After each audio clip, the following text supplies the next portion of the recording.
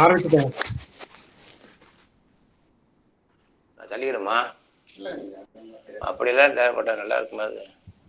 அது பின்னெல்லாம் போட்டு போடுவாங்க, வல்லாறு படத்தை போட வைப்பாங்க. அது எங்கேயா இந்த பக்கம் இருக்குது, பாக்குறீங்களா? அது வேணாம், அது வேணாம், அது வேணாம், அது வைக்க வேணாம், எடுத்துருங்க. பரவாயில்ல, விட்டுருங்க. மேல இருக்கும் பாருங்க, லைட்டை போட்டு பாருங்க, நடு சுவிட்சை போடுங்க. மேல நீட்டா இருக்கா பாருங்க, நீட்டா சுருட்டி வச்சிருக்கா பாருங்க சைட்ல. மேல சுருட்டி இல்ல, இல்ல இங்க இருக்கு பாருங்க, இங்க ஒண்ணு இருக்கு பாருங்க. இங்க இந்த இங்க நம்ம பெட்ஷீட் எடுத்தீங்கல்ல, அது கீழே இருக்கு பாருங்க ஒண்ணு. பெட்ஷீட் எடுத்தீங்களா, லைட்டை போட்டு பாருங்க. பெட்ஷீட்டு கீழே ஒன்று நீட்டிட்டு இருக்கு பாருங்க, பெட்ஷீட்ல இல்ல அந்த டேபிள் கீழே. அதானா?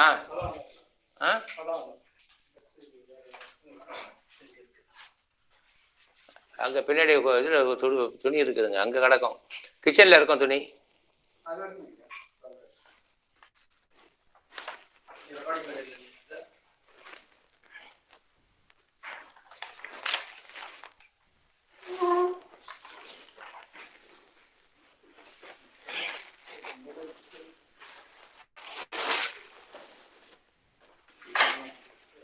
அது வேற மாதிரி இருக்கு, இது இல்லையே. சரி போடுங்க, வைங்க, மாட்டுங்க, ஏதோ ஒன்று வைங்க. ஏன் அது எங்க நிக்காது, அதுல எல்லாம் மாட்டுவீங்க. ஆணி மாட்டா கடைசி வரல தூக்காது, அது கடைசி வரலும் வராது, கடைசி வரலும் வராது. நூலை போட்டு தான் கட்டணும்.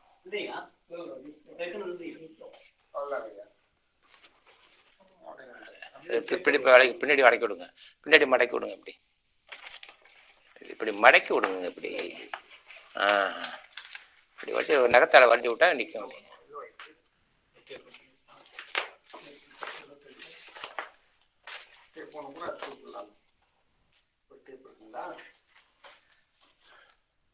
அதுதான் இங்க இருக்க. அந்த இது வேணுமா ஒட்டுறது?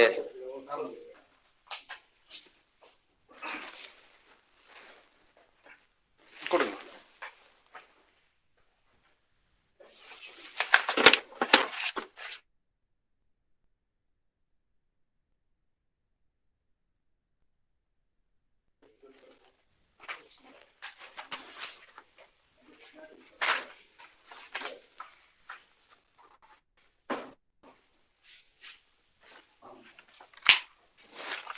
வேற சின்ன டேப் இருக்கா, கொடுங்க. வாங்கம்மா.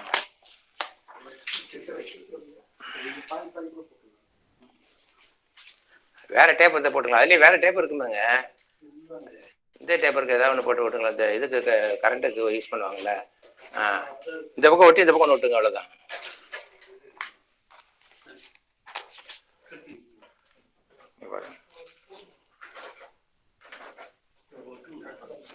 ஐயா சொல்லுங்க. ஐயா கொஞ்சம் படத்தை கொஞ்சம் கீழே இறக்கி மாட்ட முடியுமா ஐயா? கீழே இறக்கு, நாடி தான் அடிக்கிறேன் ஐயா. பேச இல்ல அந்த நூல் கட்டி அந்த ஆள்ல தொடர்ந்து சொல்லுங்க, ஏன்னா பேஸ் மட்டும் தெரிய மாட்டேங்குது. இன்னும் உட்காரவே இல்லையே. இல்ல உங்க பேசல, பின்னாடி ஐயாவோட வல்லநாரையோட ஐயா படம் வேணுமா? ஐயா படம்னா கீழே கீழே இறங்க, எடுங்க, அது எடுங்க, அது எடுங்க சொல்றேன், இதையும் எடுங்க. ஒரு நிமிஷம். இந்த அளவுக்கு இது வந்துட்டு ஒட்ட கூட வேணாம், அந்த அளவுக்கு நூல் அப்படியே தோறி விட்டுருங்க, அவ்வளவுதான். இந்த அளவுக்கு அப்படியே எடுத்துருங்க, நல்லா இருக்கு.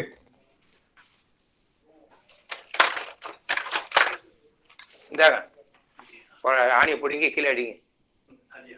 அந்த ஆணியை பிடிங்க, கீழே அடிங்க. அந்த ஆணியை பிடுங்க, இன்னும் கூட கொஞ்சம் கீழே இருக்குங்க. வேண்டாக்கா.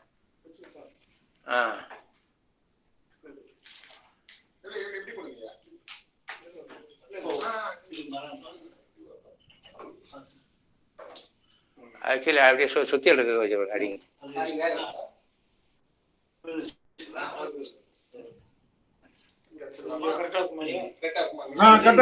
கரெக்டா இருக்கு.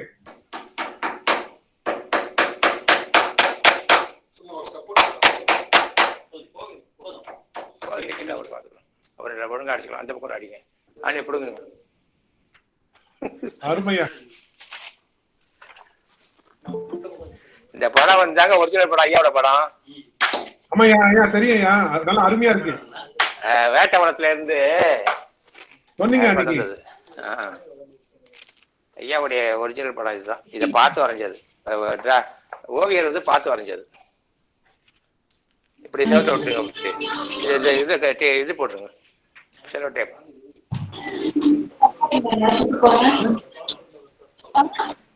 ஆனா இல்லையா, தள்ளிட்டு பாருங்க, தள்ளுங்க, தள்ளும்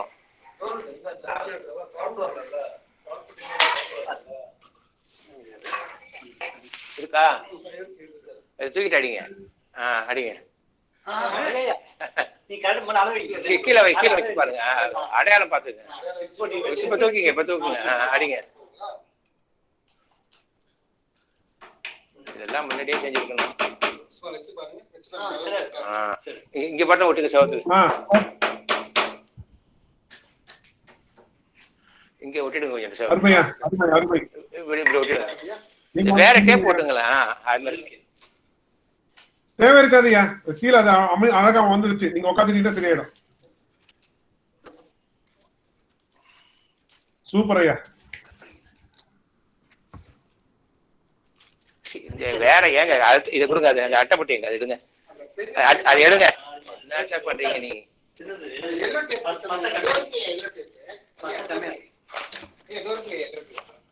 இந்தாங்க இப்படிங்க, ரெடிங்க, இதுதான் கெட்டியா பிடிக்கும்.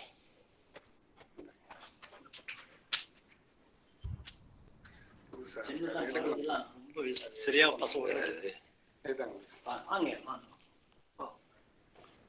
வாங்க வாங்க.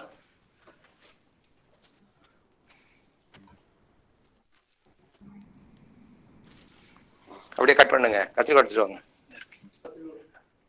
அப்படியே விட்டுங்க, இழுத்துருங்க. அப்படியே கீழே இழுத்து விட்டுங்க, தரையில கீழே கீழே தரையில விட்டுங்க. அப்படி விட்டுருங்க, அவ்வளவுதான். இந்த பக்கம் அப்படியே விட்டுங்க ஒரு பீஸ்.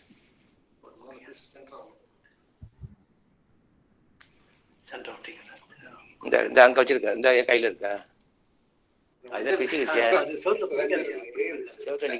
நல்லா நல்லா விட்டுங்க கொஞ்சம். அந்த பக்கம் விட்டுங்க, அந்த பக்கம் அழுத்தி விடுங்க. செவத்து இங்கே ஒன்று, செவத்து கட்டையில் அடிச்சிருங்க. அப்படி இப்படி ஒன்று அடிச்சிருங்க, இப்படி ஒன்று அடிச்சிருங்க.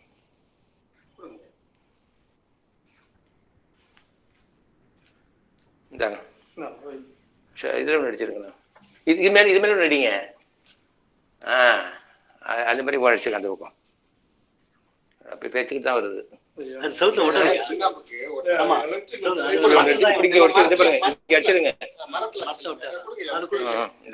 கையில் வச்சிருந்தீங்க,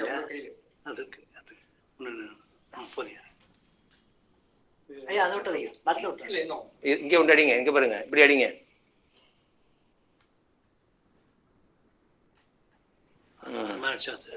கொஞ்சம் நிற்கும்.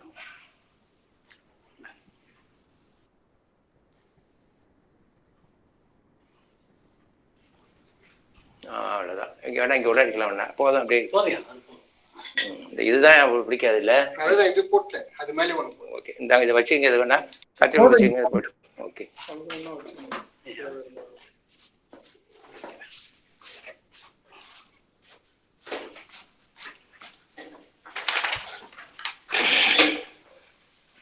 சூப்பர் படம் முழுசா தெரியுதா ஐயா? படம் ஐயா ஐயா, அது உங்க அவருக்கு அப்படியே அவருக்கு கீழே அப்படியே வரீங்க அழகா. ஐயா படம் தெரியுதா முழுசா? ஐயா படம் வந்து அதாவது அவர் முகம் தெரியும், அது கீழே உங்க முகம் தெரியுது. Okay okay okay.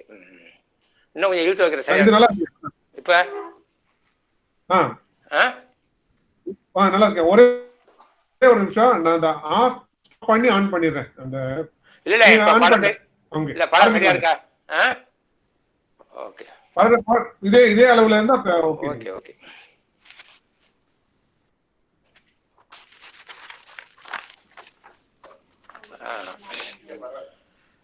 அருட்பெரும் ஜோதி, அருட்பெரும் ஜோதி, தனி பெரும் கருணை, அருட்பெரும் ஜோதி.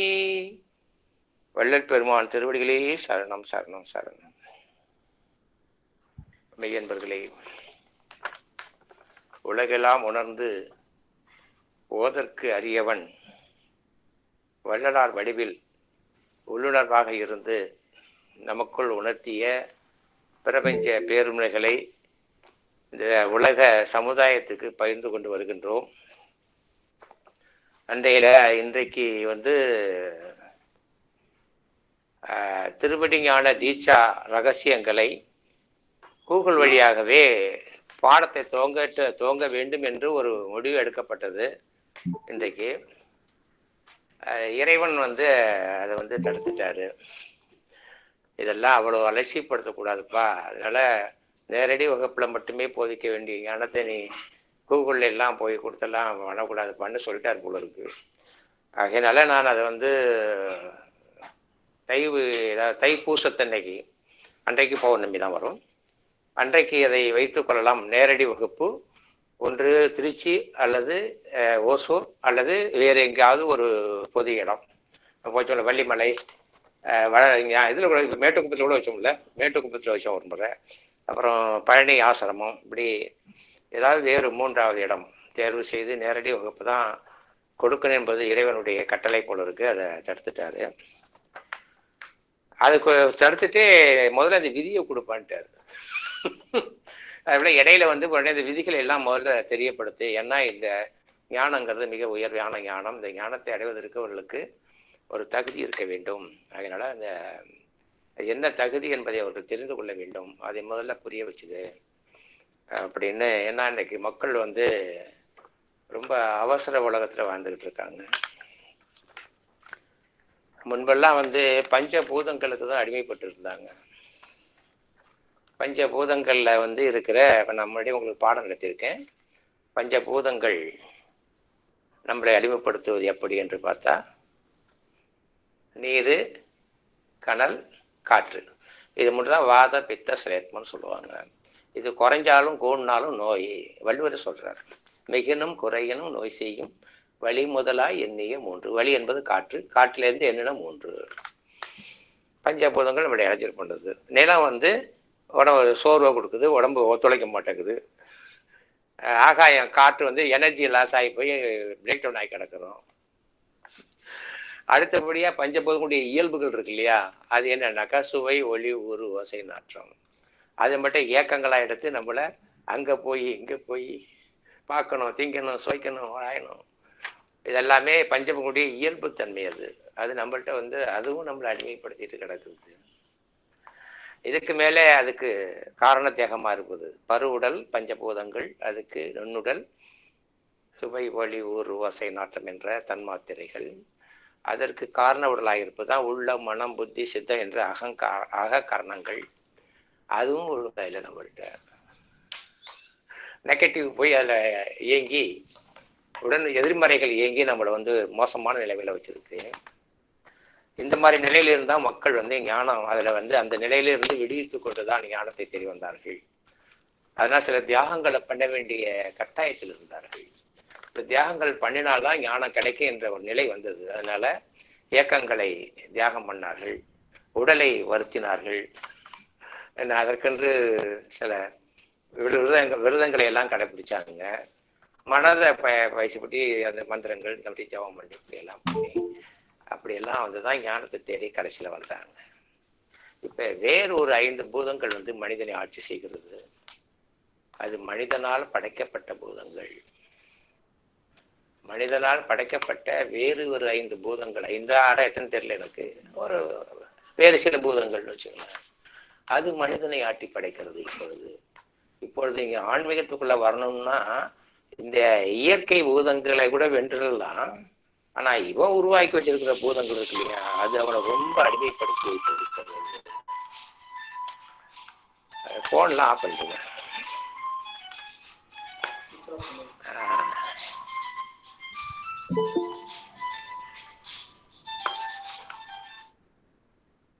அது என்ன பூதம்? மனிதனால் உருவாக்கப்பட்ட பூதம் எதுன்னு பார்த்தீங்கன்னாக்கா, வாட்ஸ்அப்பு, ஃபேஸ்புக்கு, ட்விட்டரு, அப்புறம் என்ன என்ன குறுக்காவா டெலாகிராமா ஏதோ ஒரு 4-5 மேட்டர் இருக்கு. இது மனிதனை சுத்தமா அடிமைப்படுத்தி வச்சிருக்கு.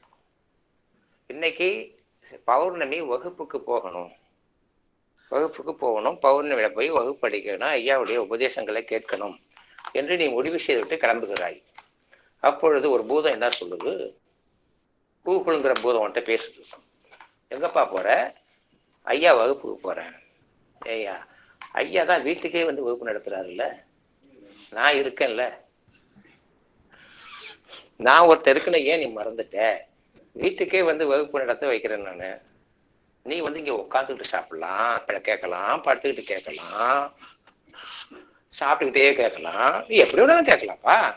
இந்த மாதிரி ஒரு வசதியான ஏற்பாடு பண்ணி கொடுத்த நீங்க ஏன்னு அம்பத்தூருக்கு போயிட்டு வரேன்றீங்க, இது நியாயமா அப்படின்னு அந்த பூதம் உங்களை கேட்கும். கேட்குமா? கேட்குதா? கேட்குது. நீ சும்மா இருக்க அதை சொல்லிட்டு வர முடியுதா? இப்ப அந்த பூதத்தையும் வெற்றி கொள்ள வேண்டியதாக இருக்கிறது. மீடியா என்ற பூதங்கள் நமக்கு கட்டுப்பட்டதாக இருக்க வேண்டும். இப்ப நான் மீடியாவை பயன்படுத்துறேன். மீடியாவை பயன்படுத்துறது எதுக்குன்னா என்னுடைய என்னுடைய செயலை நான் ஒழுங்காக செய்வதற்கு பயன்படுத்துறேன், அவ்வளவுதான். ஆனா அது என்னை அடிமைப்படுத்தல. என்ன வந்து போகாதுன்னு சொன்னா நான் கேட்க மாட்டேன், புரியுதா? அது என்னை கட்டுப்படுத்தக்கூடாது. நாம் இந்த உலகத்துல வாழ்வதற்கு பயன்படணும். அதே மாதிரிதான் நம்ம பருவுடல், புலன்கள், பொறிகள் எல்லாமே நமக்கு பயன்பாட்டு கருவிகள் தான். அது நம் மீது ஆதிக்க செலுத்துவால் தான் அடிமைப்படுத்துகிறது. நம்மள்கிட்ட நெகட்டிவ் வந்துருச்சுன்னு வச்சுங்களேன், நெகட்டிவ் தாட்ஸ் இருந்ததுனாலே பருவுடலும் அடிமைப்படுத்தும், காரண உடலும் அடிமைப்படுத்தும், எல்லாமே அடிமைப்படுத்தும். என்ன பாசிட்டிவ் தாட்ஸ் இருந்தாதான் நமக்கு அந்த அடிமையிலிருந்து விலகி வர முடியும். அது இந்த பூதங்களுக்கு, இந்த மனுஷன் படிச்ச பூதங்களுக்கு புரியுதா, அது வந்து ஜெயிச்சிடுதுன்ற. வாழ்க்கையிலே மனிதனை ஜெயிச்சிடுது. அப்படி ஜெயிப்பதால் என்ன நிகழ்வுதுன்னா, மனிதன் இறைமையை விட்டு வெகு தூரம் விலகி போய்விட்டான். அவனை அழைத்து சென்றது அவன் படைத்த அந்த பூதங்கள் தான். அது பஞ்சபூதங்களோ எத்தனை பூதங்களோ தெரியல. நான் சொல்றதெல்லாம் உண்மையா இல்லையா? வெகு தூரம் அழைத்து கொண்டு விட்டது. இவர்களை திருப்பி அங்கிருந்து கொண்டு வருவதே கடினம். இப்ப இங்கே வகுப்பு நடக்கும் பொழுது பௌர்ணமிக்கு ஒரு வருடங்களுக்கு முன்னாடி வகுப்பு நடந்தது. அப்போ இந்த கூகுள் இல்லை, கூகுள் மீட்டு இல்லை. ஒரு 15 பேர் வந்துருந்தாங்க. இரவெல்லாம் தங்கி வகுப்பு நடந்தது, பாடங்கள் நடந்தது. இன்றைக்கு 5 பேர்கள் வந்திருக்கிறீர்கள். அப்போ யார் வெற்றி பெற்றிருக்கான்னு அர்த்தம்? நீங்கள் படைத்த பூதங்கள். அதை அடிமையாகி விடாதீர்கள், உங்களை சோம்பேறியாக்கும். என்ன இப்போ வேலையெல்லாம் நம்ம வந்து யாரும் செய்யறது கிடையாது இல்லையா? அந்த காலத்தில் ஃபோன் வந்து இப்படி சுழட்டி விட்டுருந்தாங்க. சொல்லட்டக்கூடாது அப்படின்னு, ஏன் சொல்லட்டுற, எப்படி அமுக்குனா போதும் அப்படின்னு பட்டனை கொண்டு வந்துருச்சு. பட்டனை கொடுத்த பிறகு நான் ஏன் பட்டனை சொல்கிறேன், இடத்துல தடவுனா போதுன்னு வந்துச்சு. அப்புறம் தடவுனா போதுன்னு வந்து இப்போ அது கூட வேணாம், நீ உட்காந்துட்டு வாயால் பேசு, நான் பேசுறேங்குது. மனுஷனை சோம்பேறி ஆகிடுச்சா இல்லையா? பட் வாய் இல்லையா, விரல் இல்லையா, விரலால அதை அழுத்தக்கூடிய திறமையை இழந்து விட்டோமா, பேசும் வாக்சக்தியை இழந்து விட்டோமா? நாம அதை இழந்து விடு, அப்பொழுதுதான் நான் மீது ஆட்சி செய்ய முடியும் என்று அந்த நாம் உருவாக்கிய இயந்திரங்கள் நம் மீது ஆட்சி செய்கின்றன. ஜாக்கிரதையாக இருங்கள், புரியுதா? அதை பயன்படுத்துங்கள், எல்லைப்படுத்துங்கள், உங்களுடைய தேவைக்கு மட்டுமே பயன்படுத்துங்கள். உங்களுடைய இலக்கிலிருந்து விலக்கி போக எந்த நேரத்தில் உங்களுடைய இலக்கை நோக்கி இலக்கிலிருந்து விலக்குதோ அந்த நேரத்தை அதை ஒதுக்கிடுங்க. நான் அம்பத்தூருக்கு வகுப்பு போவேன் என்பது இலக்கு. அந்த இலக்கை அந்த பூதம் தடைப்படுத்தினா அதை தூக்கி எறிஞ்சிட்டு இங்க வரணும். அதை தூக்கி எறிந்துட்டு வர முடியாதவர்கள் பயணத்தை தொடர முடியாது. ஏன்னா ஒரு இறைமை பயணம். குமாரதேவர் வந்து அரசை தூக்கி எறிஞ்சிட்டு போனார், அரசாங்கத்தையே தூக்கி எறிஞ்சிட்டு போனவர், பட்டத்தார் சொத்துக்கள் எல்லாம் தூக்கி எறிஞ்சிட்டு போனாரு. ராமானுஜர் 17 வருஷம் நடந்திருக்காரு. இப்படியெல்லாம் தியாகம் செய்துதான் ஞானத்தை அடைந்திருக்கின்றார்கள். வீட்டில் தேடி வந்து ஞானத்தை கொடுக்க வேண்டும் என்று எதிர்பார்த்தீர்கள் என்றால் அந்த ஞானமானது உங்களுக்கு பயன்படாமல் போயிடும், அலட்சியப்படுத்தி விடுவீர்கள். அலட்சியப்படுத்தும்படியாக வைத்து விடும் இந்த இயந்திரங்களிடம் ஏமாந்து விடாதீர்கள். நான் உடல் கருவிகள்கிட்டே ஏமாறக்கூடாதுன்னு சொல்லிக்கிட்டு இருக்கிறேன். இயற்கை படைத்த உடற்கருவிகளுக்கே நாம் ஏமாந்து விடக்கூடாது. ஏன்? மலம் இருப்பதால் மனம் உடல் கருவிகளை கொண்டு நம்மளை அடிமைப்படுத்த முயலும். நாம் அதில் ஏமாந்து விடக்கூடாது என்று நான் சொல்லிக் கொண்டிருக்கும் பொழுது நீயே ஒரு கருவியை படைச்சு அதை வச்சு நீ அடிமைப்பட்டுக்கிட்டு இருந்தீங்கன்னா என்னைக்கு வந்து சேருவ? சொல்ல புரியுதா? இதற்கென்று சில தியாகங்கள் சில வாழ்க்கையில எல்லாம் நடந்தாதான் நம்ம ஞானத்தை அடைய முடியுமே தவிர, ஞானம் என்பது விளைபொருள் அல்ல. இயந்திரங்களை விலை கொடுத்து வாங்கிவிடலாம், இறைமையை விலை கொடுத்து வாங்க முடியாது. விலை கொடுத்து வாங்க முடியாத இறைமைக்கு அது கேட்கின்ற விலையை நீ கொடுக்க தயாராக இருந்தால் மட்டுமே கிடைக்கும். அது ஒன்றும் பெருசா விலை கேட்டில்ல. என்னிடம் நீ எதை பெற்றுக்கொள்ள விரும்புகிறாயோ அதை நான் முழுமையாக தருகிறேன். நீ இதுவே பகுதி பகுதியா பெற்றுக்கொண்டிருக்கிறாய் அல்லவா, அதை விட்டு வந்துடும். நீ கொஞ்சம் கொஞ்சமாக சுகத்தையும் அறிவையும் நிறைவையும் கொஞ்சம் கொஞ்சமாக நீ உலகத்துல எதையெல்லாம் பெற்றுக்கொண்டிருக்கிறாயோ அதை விட்டுட்டு வர வேண்டியதை நீ வச்சுக்கோ. ஆனா என்னை தேடி வந்தபோது அதை தேடி போகாதே. நான் அது எல்லாம் நிறைவாக தருகிறேன் என்று சொல்லும் பொழுது அந்த தியாகத்தை என்னால் செய்ய முடியாது என்றால் இறைமையின் உறவு உங்களுக்கு வராது. விலங்கு சாணம் சொல்றது. ஆகையினால இந்த இயந்திர கதியில் இருக்கின்ற வாழ்க்கையில மனிதன் உணர்வை இழந்து விட்டான்.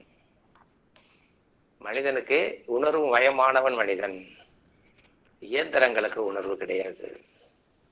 இயந்திரங்கள் உணர்வு உண்டா? கிடையாது. இயந்திரத்துக்கு நீ அடிமையாகும் பொழுது அது முதல்ல என்ன செய்யும்? உன்னையும் உணர்வற்றவனாக மாற்றிவிடும். அதனால இன்றைக்கு மணிக்கு இரக்கம் கிடையாது, பாசம் கிடையாது, விட்டு கொடுக்கிற மனப்பான்மை இல்லை.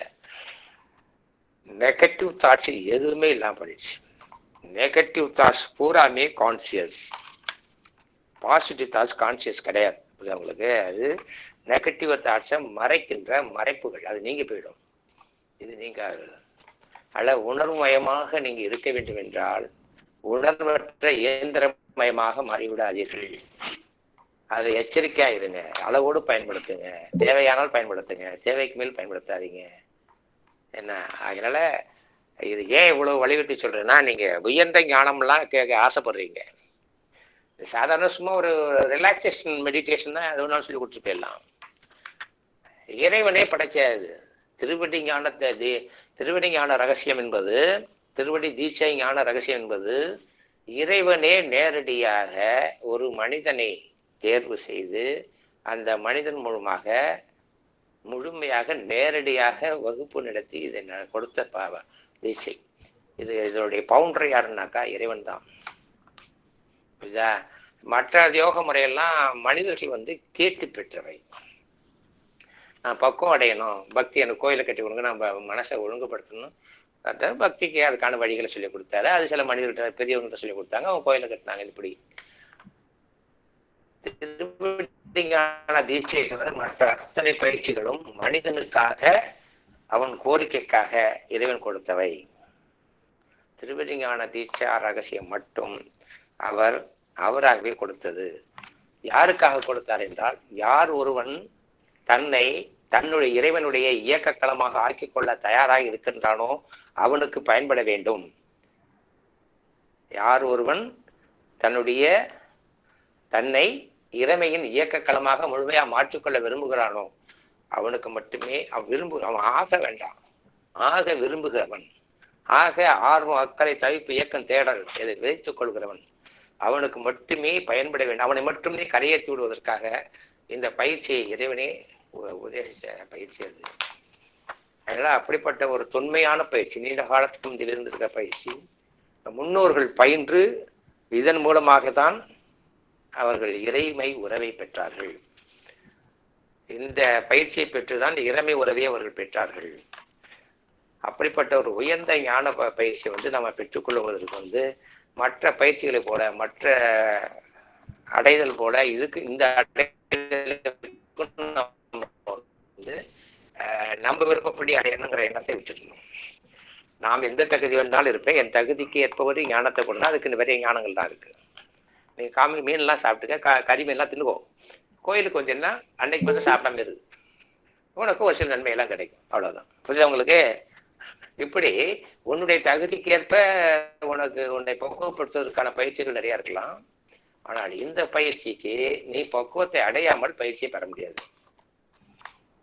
இல்லைன்னா அந்த பயிற்சிக்கு வந்து பெற்றாலும் அந்த பயிற்சி வந்து அந்த ஞானம் உனக்கு பயனளிக்காது. ஆகினால்தான் இந்த ஞானத்துக்கு வந்து ஒரு வரைமுறைகள்லாம் முன்னாடி வச்சிருந்து கொடுத்தாங்க, ஒரு தகுதி பார்த்து கொடுத்தாங்க, ரகசியமாக வச்சிருந்தாங்க. அப்படிப்பட்ட ஒரு ஞானத்தை வந்து உங்களுக்கு நான் ஒரு சிலருக்கு நான் வந்து ரொம்ப பேருக்கு சொல்லி கொடுத்தது இல்லை.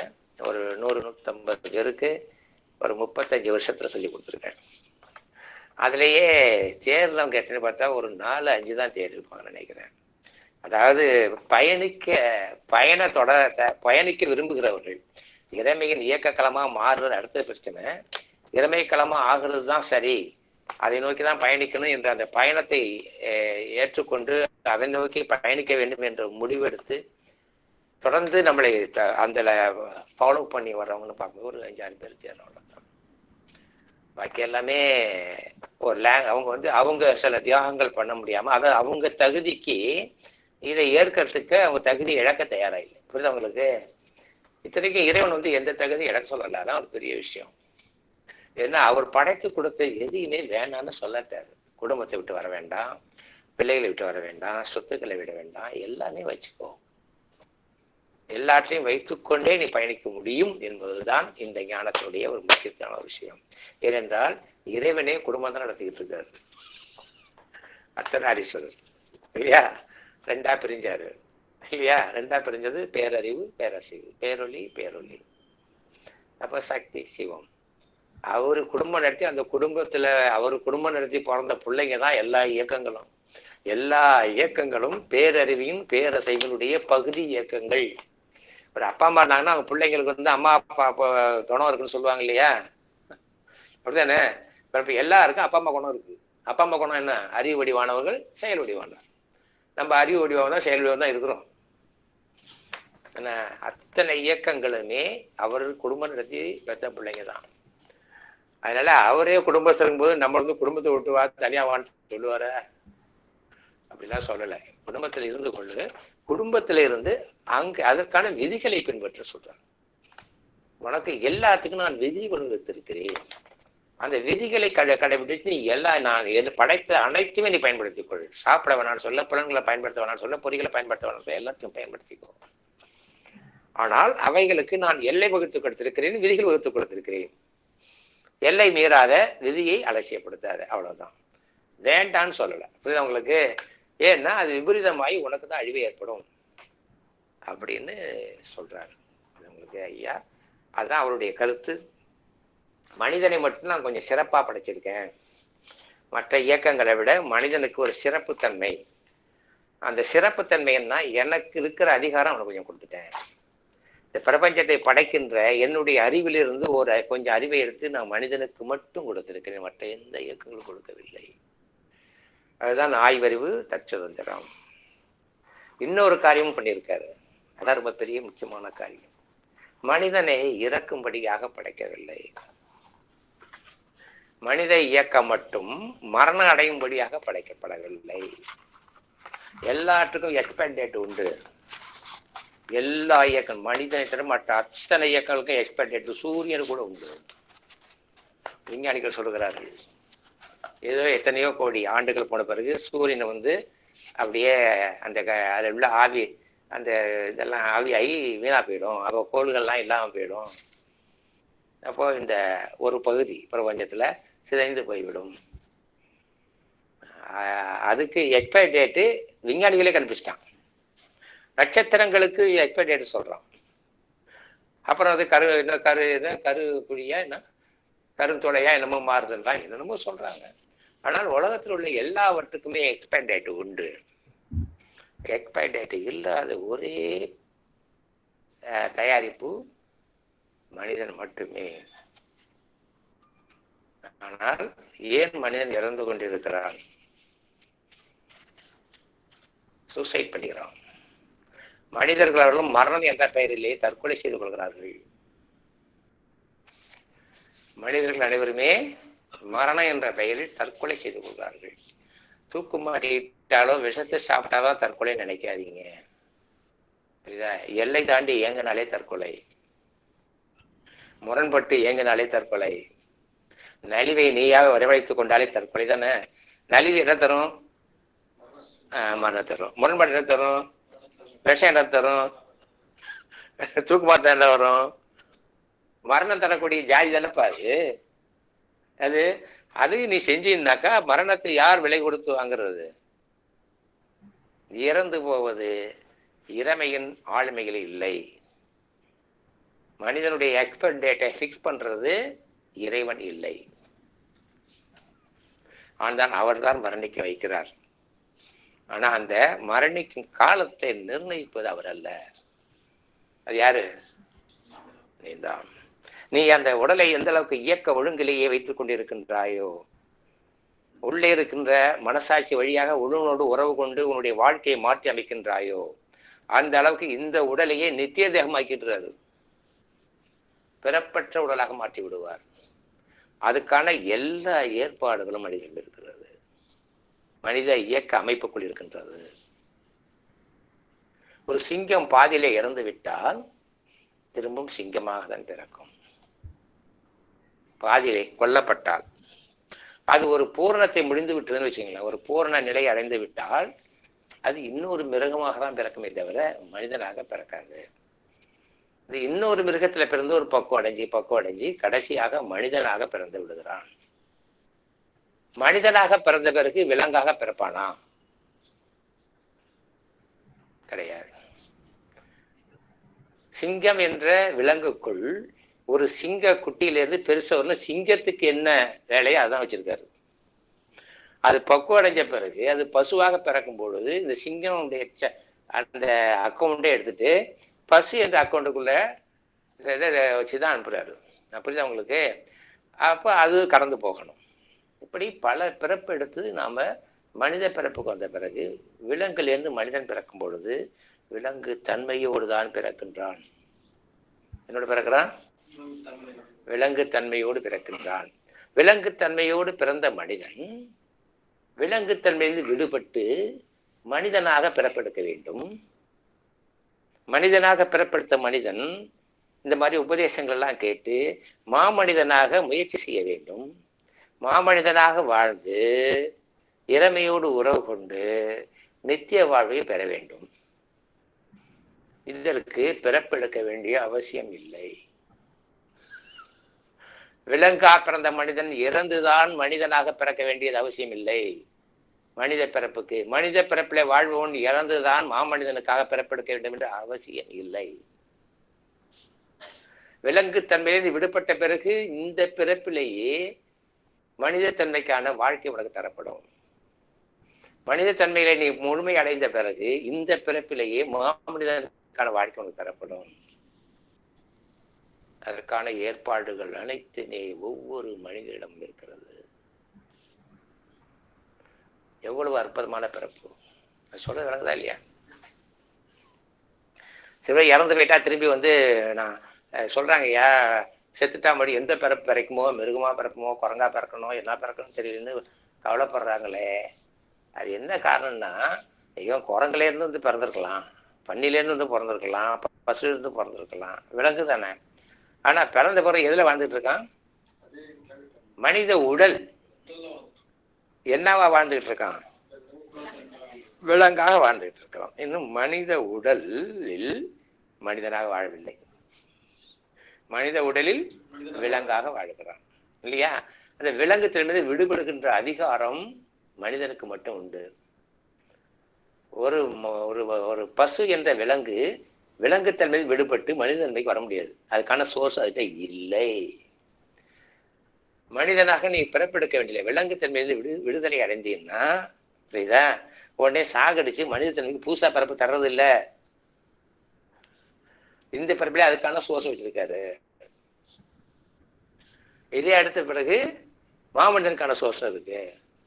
அப்புறம் இந்த உடம்பை நீட்டிக்கிறதுக்கான சோர்ஸும் இருக்கு. எல்லாமே அவர் சேஞ்ச் பண்ணிடுவார்.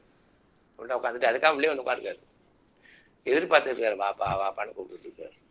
அப்போ ஒருத்தன் விலங்குத்தன்மையிலிருந்து விடுபடாமல் இறந்து விட்டால் திரும்ப பிறக்கும் போது மனிதனாக பிறப்பானா விலங்காக பிறப்பானா? மனிதனை தான் பிறப்பான், ஆனா விலங்கு தன்மையோடு பிறப்பான். அதை தான் சொன்னாங்க. புரியுதா? எந்த விலங்கு மறுபடியும் பிறக்க போறேன்? விலங்கா? புரியுதா? மனிதன் இறந்த பிறகு மனிதனாக பிறப்பான். இப்பொழுதே மனிதனாக இருப்பவன் அனைவருமே மனிதன் இல்லை. அதான் திருவொற்றியூர்ல ஒரு சாமியார் உட்கார்ந்து இருந்தாராம். வரலாறு போகும்போது எல்லாம் நாய் போகுது, பண்ணி போகுது, கழுத போகுதுன்னு சொல்லுவாராம். எதுல இருந்து அவன் மனுஷனா பிறந்தான்னு சொல்றாரு. புரியுதா?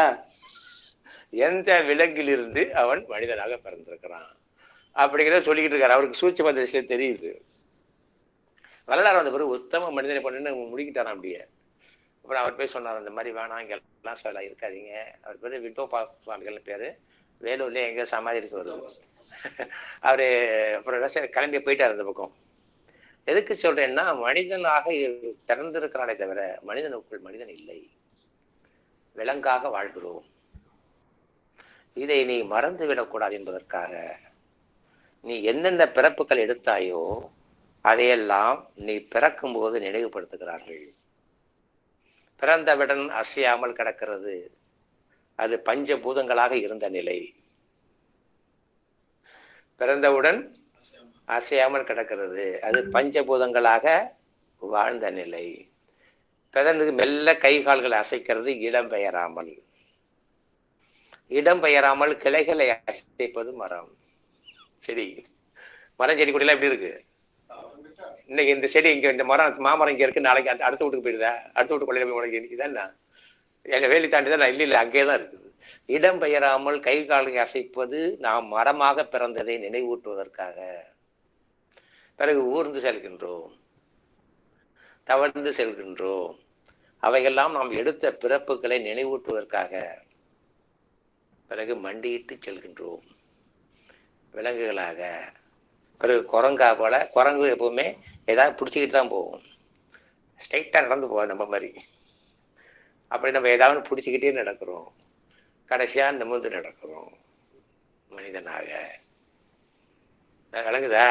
இது மற்ற பிறப்பில இல்லை. பசுவிடம் ஒரு கன்று பிறந்தால் கொஞ்ச நேரம் அப்படி நிற்கும் ஸ்டடி பண்றதுக்கு, அப்புறம் எழுச்சி நடக்க ஆரம்பிச்சிடும், கத்த ஆரம்பிச்சிடும் பறவைகள்லாம். மனிதன் மட்டும் பழதை நினைவுற்றார். நீ இந்த பிறப்பை கடந்து வந்து விட்டாய், இந்த பிறப்பை நீ என்ன போக முடியாது. புரியுதா? ஆனால் இந்த பிறப்புக்குள்ள அதெல்லாம் இருக்கும்னாரு. எதெல்லாம் இருக்கலாம்? நீ கல்லாவே இருக்கலாம், நீ நாயாக இருக்கலாம், தப்பா சொல்லணும், பாம்பாக இருக்கலாம், எருமையாக இருக்கலாம், நீ எது வேண்டுமானாலும் இருக்கலாம். எல்லாமே உனக்குள் இருக்கிறது, அதோடு தான் பிறந்திருக்கிறாய். ஆனால் உனக்கு அதிகாரம் தரப்பட்டிருக்கிறது. என்ன அதிகாரம்? அவைகளிலிருந்து விடுபடுவதற்கான அதிகாரம். நீ அதுக்காக தான் உனக்கு ஆய்வறிவையும் தற்செயலையும் கொடுத்தது. அதை கொண்டு நீ அதை தான் செய்ய வேண்டும். அதை கொண்டு சிங்கமா வாழ்வது, சிறப்பாய் வாழ்வது எப்படின்னு யோசிக்காத. மிருக புத்தியில வாழ்றதுக்கு எப்படிலாம் சிறப்பா வாழணும் யோசிக்காத. திரும்பவும் கேவலமான மிருகமாக பிறந்து விடுவாய் அப்படின்னு சொல்றாரு. உள்ள இருக்கிறவர் சொல்றாரு. உள்ளுணர்வா இருந்து என்ன, உலகெல்லாம் உணர்ந்து ஓதற்கு அறியவன்.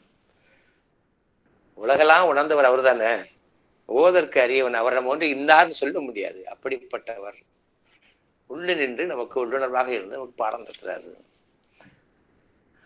அந்த பாடத்தை தான் உங்களுக்கு நான் நடத்திக்கிட்டு இருக்கேன். விளங்குச்சா? எனக்கு புரியலையா? அதனால கொஞ்சம் நாம இதுக்குன்னு வாழ்க்கையில கொஞ்சம் வாழ்கின்ற வாழ்க்கையிலேயே இதற்கென்று கொஞ்சம் நேரத்தை ஒதுக்குவோம். எவ்வளவோ நேரத்தை விரயம் செய்கின்றோம், எதற்காகவோ நேரத்தை விரயம் செய்கின்றோம். இதற்காக நேரத்தை ஒதுக்குவதில் என்ன உங்களுக்கு சிரமம் இருக்குன்னு தெரியல எனக்கு. நேரத்தை ஒதுக்கி கொண்டு இதுல ஈடுபாடு காட்ட வேண்டும். அப்பொழுதுதான் நீங்க முழுமையான பயனை அடைய முடியும். இல்லைன்னாக்கா பயணம் சரியாக போக முடியாது. மற்ற திருவடிஞான தீட்சா ரகசியம் மட்டுமே பயணத்தை நிர்ணயிக்கிற ஞானம். மற்ற அத்தனை பயிற்சிகளும் ஆயத்தப்படுவது தான். பயணத்துக்கான ஆயத்தங்களையும் தகுதிகளையும் பெருக்கி தருவதற்கு மட்டுமே மற்ற அத்தனை பயிற்சிகளும் பயன்படும். பக்தியா இருந்தாலும் சரி, குண்டலினி யோகம், வாசி யோகம், அட்ட யோகம், அது இது எல்லாமே திருவடிஞான தீட்சா ரகசியம் மட்டும்தான் இறைமையை நோக்கி பயணிக்கிறதுக்கு ஒரே வழிதான். அது ஒரே பாதை, ஒரே சிஸ்டம், ஒரே நெறி மார்க்கம். அதனாலதான் அதுக்கு வந்து அவ்வளவு முக்கியத்துவம் கொடுத்து வச்சிருந்தாங்க, ரகசியமா வச்சிருந்தாங்க, தகுதி பெற்றவர்கள் மட்டும் கொடுக்கணும் வச்சிருந்தாங்க. அதனால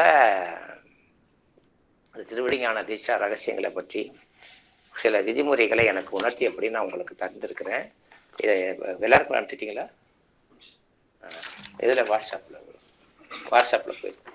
வாட்ஸ்அப்ல பாலு அனுப்பிச்சிருக்காரு அந்த விதிமுறைகள். அதாவது மரபு நெறி குரு வணக்கம், முன்னோர்களை நம்ம வணங்கணுங்கிறதுக்காக ஒரு குரு வணக்கம். அடுத்தபடியா தீட்சாக்குன்னு ஒரு விதிகள் இருக்கு. அப்புறம் தீட்சை பெற்றவர்கள் ஒருவரோட ஒரு எப்படி வாழ்க்கை நடத்தணும் அப்படிங்கிறதுக்கான விதிகள், இந்த 3 வகையாக விதிகளை வகுத்து இறைவன் வந்து எனக்கு உணர்த்தியதை நான் அப்படியே அவருக்கு லட்சுமியம்மாட்ட சொல்லி அதை வந்து டைப் பண்ணி ஐயாவுக்கு அனுப்பிச்சு, ஐயா அதுக்கு வந்து அழகுபடுத்தி ஒழுங்குபடுத்தி உங்களுக்கு அனுப்பிச்சிருக்காங்க. இந்த விதிகளை வந்து நீங்க முதல்ல மேக்சிமம் கடைபிடிக்க முயற்சி பண்ணணும். என்னால கொஞ்சம் தான் கடைபிடிக்க முடியும், அவ்வளவு கடைபிடிக்க முடியாதுன்னா கொஞ்சம் தூரம் போயிட்டு சேர்த்துட வேண்டியதுதான். இறைமை உறவை நோக்கி பயணம் தொடர்ந்த பிறகு கொஞ்சோண்டு நான் இந்த விதிகளை கடைபிடிக்கிறேன்னா கொஞ்சம் தூரம் பயணிக்கலாம், அதுக்கான பயணம் உண்டு. அவரை நோக்கி பயணித்தால் அவர் எழமாட்டாரு, அதுக்கான பயணம் உண்டு. நீ எந்த அளவுக்கு இதுல இந்த விதிகளை சரியாக பின்பற்றி கொண்டே வருகிறீர்களோ அந்த அளவுக்கு பயணம் முழுமையடையும். அதனால விதியை ஃபாலோ பண்ணணும். இப்போ மாமிசம்லாம் சாப்பிட்டீங்க, நீ மாமியம் சாப்பிட்டு தீட்சை வாங்குறதே தவறு. இந்த மாமிசம் பார்த்துட்டு தீட்சை வாங்கினீங்கன்னு வச்சிங்களேன், இந்த அண்ணா ஒரு கதை சொல்லுவார். அவர் செட்டியார் வெளியூருக்கு போகிறதுக்காக மாடை கட்ட சொல்கிறாராம் வண்டியில். புரியுதா? மாடுனாக்கா அவர் பெரிய செட்டியார், ஒரு எண்ணெய் வியாபாரம்லாம் பண்ணுறாரு, நிறைய பிஸ்னஸ்ஸு.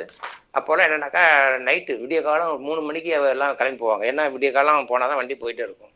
வண்டியில் வந்து மாட்டை கட்டிட்டு வண்டி ஓட்டுறவர் வண்டி ஸ்ட்ரெயிட்டாக ரோடு போச்சுன்னு வச்சுங்களேன், தூக்கிடுவார். எங்கேயாவது திருப்ப வேண்டிய இடம் வந்தால் தான் இவர் திருப்பணும். இந்த கைத்து இந்த பங்கு இழுத்தாக திரும்பும், இந்த பங்கு திரும்பும். இழுக்காத வரை நேராக போயிட்டே இருக்கும். இப்போ நேராக ரோடு போகுது, கொஞ்சம் தூரம் போகுதுன்னா ரோடு காருக்கு இருந்தால் அதான் விலகிடும். ஆனால் வழியை மாற்றி நேராக போயிட்டு இருக்கும். அதனால இவர் மாட்டை கட்டி வண்டி நிறைய அவர் உட்காந்துட்டாரு, கூண்டு வண்டியில் உட்காந்து அவரும் தூங்கிட்டார், இவரும் தூங்கிட்டார். காலைல ஒரு 4:30 5 மணிக்கு மேலே எழுந்திருக்கிறாங்க, வண்டி அங்கே நிற்குது. என்னடனா வண்டி மாட்டுக்கு பல செக்கு மாட்டை எடுத்து கட்டிட்டான். ஏன்னா ஒரு செக்கு இருக்குது. அதனால நேராக போச்சு. எங்கே போச்சுது? இவங்க போகிறது தூங்கிட்டாங்க. எங்கே போச்சு? ஒரு செக்கு வச்சு ஆட்டாரில் ஒரு கிராமத்து புறத்தில் செக்கு கட்டிட்டு இருக்காரு, அங்கே போச்சு.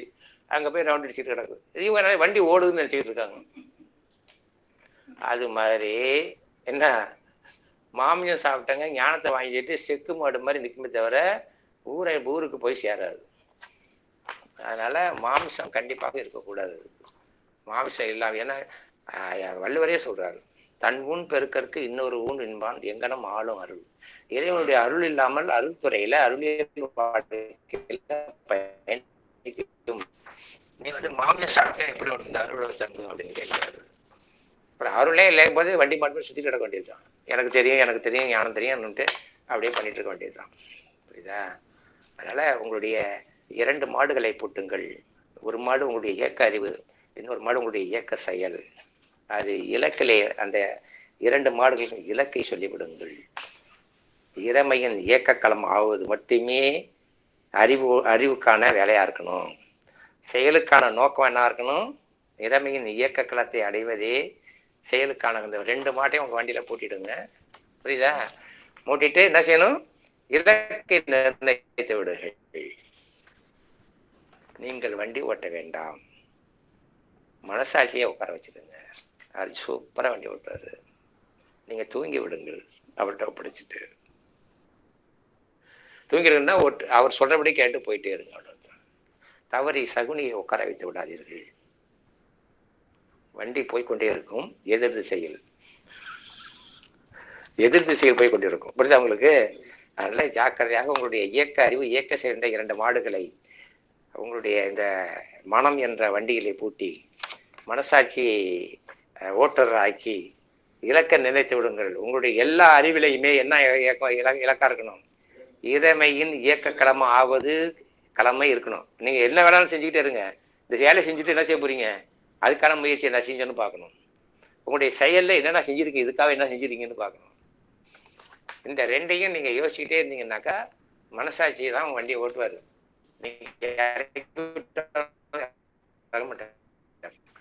புரிஞ்சுதா? அதனால நமக்கு வந்து மாமிசம் சாப்பிடுவது இப்போ வந்து வண்டி செக்கு மாடு மாதிரி ஆயிடும். புரியுதா? மாமிசம் மனசாட்சி வந்து இருக்கார் இல்லையா, அவருக்கு சுத்த சைவம். அவர் மாமிசம் சாப்பிட மாட்டாரு, உணவே சாப்பிட மாட்டாரு. உணவே சாப்பிடாதவர் அவருக்கு உணவே தேவையில்லை. மனசாட்சிக்கு உணவு வேணுமா என்ன? அவரோட சேர்ந்து என்ன ஆகும்? உங்களுக்கும் உணவு இல்லாத வாழ்க்கையை தந்து விடுவார். பருவுடலை கடந்த பிறகு பசி இருக்காது ஐயா. பருவுடலை கடந்த பிறகு பசி இருக்காது. நுண்ணுடலை கடந்த பிறகு ஆற்றல் இழப்பு இருக்காது. இந்த பஞ்ச பூதங்களை நீ கோஷங்களை ஒன்று ஒன்றே கடந்து வரும்போதெல்லாம் ஒன்றை இன்க்ரீஸ் ஆகிட்டே இருக்கும். ஏன்னா பருவுடலுக்கு தான் உனக்கு வந்து எனர்ஜி வேணும்னாக்கா அந்த எனர்ஜி வந்து பருவுடல் ஏற்றுக்கொள்ளாது. அதுக்காக இறைவன் நாஞ்சாரு பருவுடல் வந்து மனுஷனுக்கு ஏற்றது மாதிரி ஒரு கேப்சல்ல போட்டு கொடுத்தாரு. அந்த கேப்சல் தான் காற்று. காற்றுக்குள்ள இருக்கிறது பிராணாதான். பிரபஞ்ச பேராற்றல் தான் ஒரு காற்றுக்குள்ள. ஏன்னா நேரடியாக பிரபஞ்ச பணம்னு நீ உன்னால கிரகிக்க முடியாது. பருவுடலுக்கு அதுக்காக பருவுடல் பருமையா இருக்கிறதுனால அதுக்கு அதிகமையை பருமையா இருக்கிறதுக்காக காற்றின் பருமை வழியாக உள்ள தள்ளி போடுறாரு. நீ காற்றை கடக்கும் பொழுது, பருவுடலை கடக்கும் பொழுது காற்று இல்லாமலே அந்த ஆற்று முடியாது. அப்புறம் எங்க பசி இருக்க போதும். புரியுதா? யோகிகளுக்கெல்லாம் அதெல்லாம் கிடைக்கும். சொல்ல புரியுதா? அதனால இப்போ இந்த உடல் வந்து மண்ணால் ஆனது தானே. மண்ணில் போட்டா என்ன ஆகும்? மண்ணாயிடும். அப்படிதானே? மண்ணை போட்டா மண்ணாயிடும். இப்போ மண்ணு தான் இந்த உடல் ஆயிருக்கு. மண்ணு தானே உடல் ஆயிருக்கு. ஆனா எப்படி ஆச்சுன்னா இறைவன் என்ன செய்யறாருன்னா இந்த மண்ணை தாவரமா மாத்துறாரு. தாவரமா மாற்றி அதை சாப்பிட வைக்கிறாரு. அந்த தாவரங்கிற மண்ணுல இருந்து அந்த உடல் உண்டாயிருக்கு. அப்போ வந்து இந்த மண்ணுக்கு இந்த மண்ணுக்கு ஒரு வித்தியாசம் வருதா இல்லையா? ஒரு நுண்மைத்தன்மை. அந்த தன்மைக்கு இந்த தன்மைக்கு ஒரு ஒரு டிஃப்ரெண்ட் இதாயிடுச்சு மண். இது மண்ணு தான். ஆனா மண்ணை பக்குவப்பட்ட மண். இது பக்குவப்பட்ட மண்ணு ஒண்டி தான் நமக்கு சேரும். இப்போ நமக்கு உடல்ல கொஞ்சம் வீக்கா இருக்கு, நல்லா குண்டாகணும்னா எல்லாரும் ஆளுக்கு 1 கிலோ மண்ணையா திங்கிறோம்.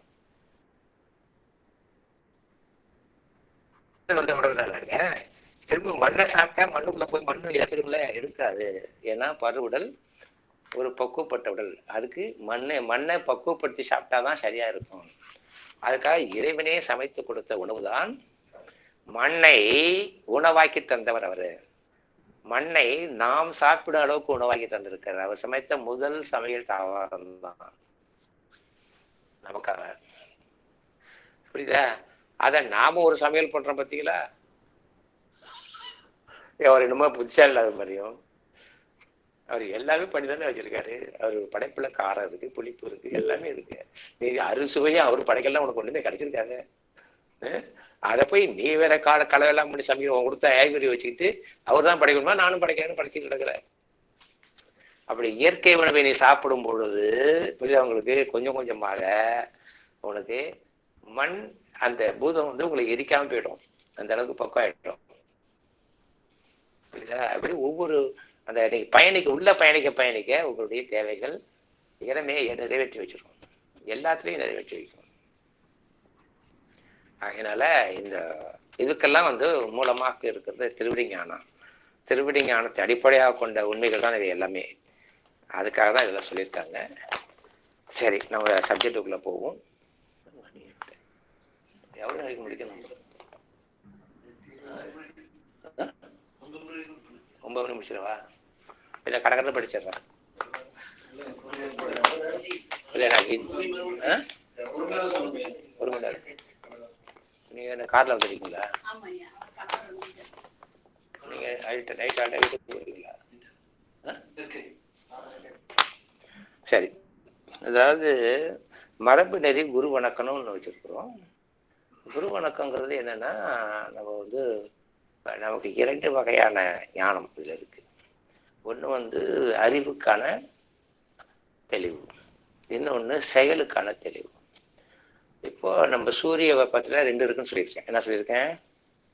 சூரிய கதிர்ல 2 இருக்கு. என்ன இருக்கு? ஒளிதலும் வெப்பமும் இருக்கு. புரியுதா?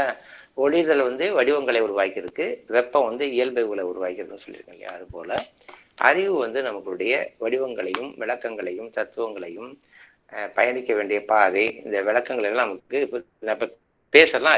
அறிவு, இந்த அறிவிலே தெளிவு கொடுப்பதற்கு ஒரு குரு நமக்கு தேவை. புரியுதா உங்களுக்கு? அதன் பிறகு செயல் கனல் அடிப்படையில் இருக்கு. கனல் தான் முக்கியமானது. கனல் தான் செயலுக்கான மூலப்பொருளே. அதுதான் இறைத்தன்மை உடையதாக இருக்கிறது. தேயு என்பது தெய்வம் என்ற வார்த்தை தான் தேயு என்று தேயுன்னாக்கா கனல். புரியுதா? அது எப்படி இறைவனை பிரிக்க முடியாது, கனலே நீ பிரிக்க முடியாது. பிரிச்சுன்னா பிரிச்சதும் கனலா இருக்கும். ஒரு விளக்குல 100 விளக்கு கொளுத்தினாலும், ஒவ்வொரு விளக்குலையும் 100 கொளுத்தினாலும் தெரியாது. அது இறைமையினுடைய தன்மை பூரா அதுல இருக்கு. அது நீங்க பாலு நடத்திருப்பாரு தீப பயிற்சியில, உங்களுக்கு அந்த ஒரு பெரிய லிஸ்ட் எல்லாம் போட்டு தீபத்துல எத்தனை இறைத்தன்மைகள் இருக்குன்னு விளக்கியிருப்பாரு. அதனால கனல் முக்கியமானது. இந்த கனல் நம்மகிட்ட 3 வகையான கனல் இருக்கு. நம்மகிட்ட 3 வகையான கனல் இருக்கு. ஒன்று தேக கனல், அது நம்ம சாப்பிட்ற உணவுல இருந்து பெறுவது. நம்ம சாப்பிட்ற உணவு, அந்த உணவு என்ன மாதிரி உணவு சாப்பிட்றோமோ அது மாதிரி இருக்கும் கனல். உணவு சைவ உணவா சாப்பிட்டோம்னா கொஞ்சம் கனல் தூய்மையா இருக்கும். மாமிச உணவு, மக்கிய உணவு, கெட்டு போன உணவு, அப்புறம் மந்தத்தை தர்ற உணவுலாம் சாப்பிட்டா அந்த கனல் அசுத்த கனலா இருக்கும். எப்படி சாப்பிட்டாலும் நீங்க உலகத்துல என்ன சாப்பிட்டாலும் சரினா அதுல அசுத்தம் இல்லாம இருக்காது, ஆனா பெர்சன்டேஜ் தான் வித்தியாசமா இருக்கும். புரியுதா? அசுத்தம் இல்லாம இருக்காது, களிம்புன்னு பேர் இருக்கு. களிம்பு இல்லாம இருக்காது, கூடுதல் குறையில் தான் இருக்கும். ராஜச உணவுல கொஞ்சம் பாதி இருக்கும், சத்துவ குணத்துல முக்கால்வாசி இருக்கும், தாமச குணத்துல 95% இருக்கும். புரியுதா உங்களுக்கு? அதை பார்த்துக்கணும். அதுக்காக தான் இந்த குணங்களின் அடிப்படையில தான் அந்த உணவு இருக்கு.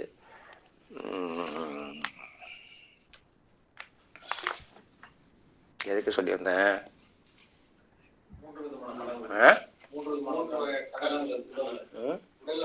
கனல் இது களிம்பு அகலா கனல். களிம்பு அகலா கனல் பெர்சன்டேஜ் தான் இருக்கும். இன்னொன்னு இது உணவால வெளியிலேருந்து நம்ம பெறுவது. எல்லாத்துலேயும் இருக்கு கனல், எல்லா கனலும் பெறும். இன்னொன்று தாயிடம் பெற்று, அது ஜீவ கனல் பேரு. ஜீவ கனல்னா தாயிடம் இருந்து பெற்றது. நம்ம குழந்தையா இருந்து ஒரு அம்மாவுடைய வயிற்றிலே வளரும் பொழுது அம்மாட்ட இருந்து இந்த கனல் ஏற்றப்பட்டது, தாயிடம் இருந்து ஏற்றப்பட்டதுதான் அன்னை ஈட்டத்தி அடி வயிற்றிலே அப்படின்னு சொன்னார். அதுதான் உணவு எல்லாம் ஜீரணிக்கிறதெல்லாம். அந்த கனல் நம்மள்கிட்ட இல்லைன்னா இறந்துருவோம். இந்த உடம்புல தொட்டா சூடு வருது இல்லை, அந்த சூடு அம்மாட்ட பெற்ற கனல். புரியுதா உங்களுக்கு? அம்மாவுக்கு எங்கேருந்து வந்துச்சு? அவங்க அம்மாவுக்கு எங்கேயாவது ஒரு இந்த கனல் அணைஞ்சிருந்தா நம்ம பிறந்திருக்க முடியாது. அப்ப எத்தனையோ காலமா அந்த கனல் அணையாமல் பாதுகாக்கப்பட்டிருக்குது. அணையா தெய்வம் என்பது இதுதான். புரியுதா? இப்ப நம்மகிட்ட சூடு இருக்குன்னா அந்த சூடு எத்தனையோ கோடி ஆண்டுகளுக்கு முன்பு ஏற்றப்பட்ட கொளுத்தப்பட்டது, அணையாமல் வருகிறது. எங்கேயாவது அணைஞ்சிருந்தா நம்ம திறந்திருக்க முடியாது. இது அன்னையின் வழியாக கிடைப்பதால் அதுக்கு ஜீவக்கணல் ஜீவக்கணல்னு பேரு. இது எப்படின்னா எதை சார்ந்து இருக்கோ அந்த அளவுக்கு இருக்கும். மலத்தை சார்ந்து இயங்குனா மலமா இருக்கும், சத்துவ குணத்துக்கு போனா மலம் நீங்கும், தாமச குணத்துக்கு வந்தா மலம் அதிகமாயிடும், ரஜோ குணத்துக்கு வந்தா மலம் வேகப்படும். அதாவது அது மனத்தை இல்லாம முடியும். அவ்வளவுதான். இதுல மனத்தை நீக்க முடியாது, இதுல மனத்தை நீக்க முடியும். ஆனா மனத்தை பற்றவும் முடியும். மலயத்தை விளக்கவும் முடியும், மனம் வந்து படியவும் செய்யும். இந்த 2 நிலைகள் உள்ளதுதான் ஜீவக்கணல்னு பேரு. இன்னொன்னு தெய்வக்கணல், அதுல மலம் கிடையாது. தெய்வக்கணல்ல மலம் கிடையாது, அதுல வந்து மலம் வந்து பற்றல். புரிஞ்சுட்டீங்களா? அந்த கணல் குருமுகமாக வருவது, சிவபரம்பொருளே தொடர்ந்து வருகிறது. சிவபரம்பொருளிலிருந்து அந்த கணல் ஆதிமகா யோகிக்கு கொளுத்தப்பட்டு அங்கேருந்து பல மாணவர்கள் கடந்து நந்தியம் பெருமானுக்கு வந்து, நந்தியம் பெருமான் வந்து அந்த கணலை வந்து திருமூலருக்கு கொடுத்து, திருமூலர் இந்த கணலை வந்து காலாங்கிநாதருக்கு கொடுத்து, காலாங்கிநாதரிடம் வந்து போகர் பெற்று, போகர்கிட்ட சட்டநாதர் கொங்கணர் பெற்று, அப்படி வாழை குருசாமி, அப்புறம் ஜெயவீராதி இது பாளையானந்தர், ஜெயவீராதி நாயசாமி, ராமசாமி தேசியர் வரை அந்த கணலை அவர்கள் சுமந்து வந்திருக்கின்றார்கள், அணையாமல் பாதுகாத்து வந்திருக்கின்றார்கள். அந்த கணல் ஏற்றப்பட்ட பிறகு அந்த கணல் ஏற்றப்பட்ட பிறகு அணையாது. ஜீவக்கணல் இறந்த பிறகு அணைஞ்சிருமா அணையாதா? ஜீவக்கணல் அணையாது. அது இந்த தெய்வக்கணோடு இணைந்து பயணிக்கும். தெய்வக்கணல் பயணி அடுத்த பிறப்புக்குள்ள போன பிறகு அங்கே இருக்கும். அவதான் அம்மாட்ட இருந்து கணல் வந்த பிறகு பிரிஞ்சு வரும். தாயிடம் வந்து அந்த ஜீவக்கணல் வரும்பொழுதுதான் அந்த கணல் வந்து அறிந்து பிரியும், இளமையோடு பயணிக்கும். ஆனா இந்த தெய்வக்கணல் நம்மள்கிட்ட சத்துவ குணத்து மேல வரும்போது இருக்குது. புரியுதா? இப்ப இறைவனால இந்த ஜீவக்கணல் வந்து நம்மள்கிட்ட இருக்குது, அது பயணிக்குது. ஆனால் தெய்வக்கணல் இல்லை. அதுல தெய்வக்கணல் வந்து குருமவா பெறாதவங்களுக்கு ஜீவன் வந்து எந்த பிறப்புனாலும் எடுக்கலாம். ஆனால் ஜீவனுக்கு அதாவது இப்படி சொன்னா உங்களுக்கு புரியும். அதாவது ஜீவன் இறந்த பிறகு உடல் தான் இழக்கிற, கணலோட தான் நீ பயணிக்கிற.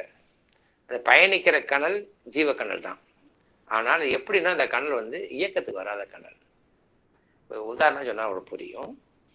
இந்த ஸ்டூல் இருக்கு இல்லையா, மரத்தால செய்யப்பட்ட ஸ்டூல், இதுக்குள்ள கணல் இருக்கா இல்லையா? சுடலையே, கணல் சுடல. ஆனா இல்லைன்னு சொல்ல முடியுமா? இந்த மரக்கட்டைக்குள்ள கணல் இருக்கா இல்லையா? இருக்கிற சுடலையே, சுடுது. அந்த கணலை வெளில கொண்டு வந்து என்ன செய்யணும்? இன்னும் ஒரு கணல் அதிலே இணைய வேண்டும். அதுதான் தாயிடம் பெற்ற ஜீவக்கணல். புரியுதா? நீ இறந்த பிறகு இது வந்து உரை நிலைக்கு போயிடும், உரைநிலையில இருக்கும். அது இன்னொரு பிறப்பு எடுக்கும்போது உரைநிலை இருக்கிறத எரிய விடுறது தாயிடம் பெற்ற கணல். புரியுதா? அதனாலதான் தாயிடம் பெற்ற கணல் தான் நம்மகிட்ட வந்து இருக்குதுன்னு சொல்றது. அவங்களுக்கு கொளுத்துறதுக்கு அவங்க கணல் வேணும் இல்லையா? இப்படி வந்து கொண்டு இருக்கிறது. புரியுதா உங்களுக்கு? அதனால இந்த இப்போ நம்ம ஒரு இந்த கட்டை இருக்கு இல்லையா, ஒரு கட்டை, ஒரு 1 கிலோ கட்டை எடுத்துக்கோங்க. 1 கிலோ கட்டை எடுத்துக்கலாமா? 1 கிலோ கட்டை. இந்த 1 கிலோ கட்டையில பஞ்சபூதங்கள் இருக்கு, இருக்கா இல்லையா? பஞ்சபூதங்கள் இருக்குமோ இல்லையா? எல்லாம் இப்ப பஞ்சபூதங்களை ஒன்னா பிரிக்கணும். நம்ம இப்போ ஒரு கட்டையை எடுத்துக்கிட்டோம், பஞ்சபூதங்களை பிரிக்கணும். கட்டையை சூடு பண்ணீங்கன்னு வச்சுக்கோங்க. சூடு பண்ணுவோம், முதல்ல காற்று தான் வெளில போகும். ஏன்னா காற்று வந்து நுண்மை பொருள், அதனால ஆவியாகி காற்று வெளில ஸ்ப்ரெட் ஆகி வெளில போயிடும். இப்போ காற்று போதும் போயிடுச்சு. அடுத்தது நீர் வெளில போகும். அப்படிதானே? நீர் என்ன செய்யும்? நீர் வந்து ஆவியாகி புகை மாதிரி வந்து எப்படியோ போயிடும், கொளுத்திடுறீங்க. அப்படிதான் இப்போ வெளில போகிறது எதுனாக்கா காற்று போயிடுச்சு, நீரும் போயிடுச்சு. அப்புறம் ஆகாயமும் நிலமும் கனல் தான் இருக்கு, இல்லை?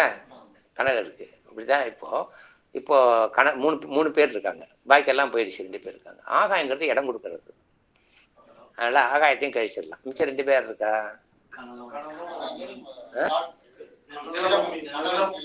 கனலும் நிலமும் இருக்கு. இப்போ நிலத்தையும் கனலையும் பிரிக்கணும். இப்போ வந்து காற்றும் நீரும் போன பிறகு வடிவம் அப்படியே இருக்கும், கரெக்டா? 1 கிலோல ஒரு 5 கிராம் 50 கிராம் தான் குறைஞ்சிருக்கும், கரெக்டா? 1 கிலோல எவ்வளவு குறைஞ்சிருக்கும்? 100 கிராம் குறைஞ்சிட்டு போகுது. தாராளமாக வச்சுக்கோங்க. 1 கிலோ 100 கிராம் காற்றும் நீரும் போயிடுச்சு. மிச்சம் எவ்வளோ இருக்கு? அந்த மரக்கட்டை 90 கிராம் 900 கிராம் மரக்கட்டை இருக்கு. அதில் 2 பேர் இருக்காங்க. யாராவது? இப்போ 2 பேரும் பிரிக்கணும். இப்போ கொளுத்தி விட்டுரும். இப்போ கொளுத்தோடனே எது வெளில வரும்? முதல்ல சூடு தான் பண்ணணும். சூடு பண்ண 2 பேர் போயிட்டாங்க. இப்போ கொளுத்தி விட்டுற. இப்போ கனல் போய் உள்ள போய் கனல்லாம் வெளில அடிச்சுடுது. நம்ம கொளுத்தின கனல் போய் மரத்துக்குள்ள இருக்கிற கனலை கூட்டிட்டு போயிடுது. புரியுதா? இப்போ 2 பேர் இருக்காங்க. யாராவது 2 பேரு? நிலமும் இருக்கு. நிலத்தை விட்டுட்டு கனலை கூட்டிட்டு போயிடுது. இப்ப கனல் போன பிறகு எஞ்சி இருக்கு இல்லையா சாம்பல், அது எதோட சாம்பல்? நிலத்தோட சாம்பல். அது நிலத்தோட சேர வேண்டிய பொருள் இல்லையா? அதை எடை போட்டா எவ்வளவு இருக்கும்? அப்ப அது ஒரு மரக்கட்டைக்குள்ள எந்த போதும் அதிகமா இருந்ததுயா? புரியலையா?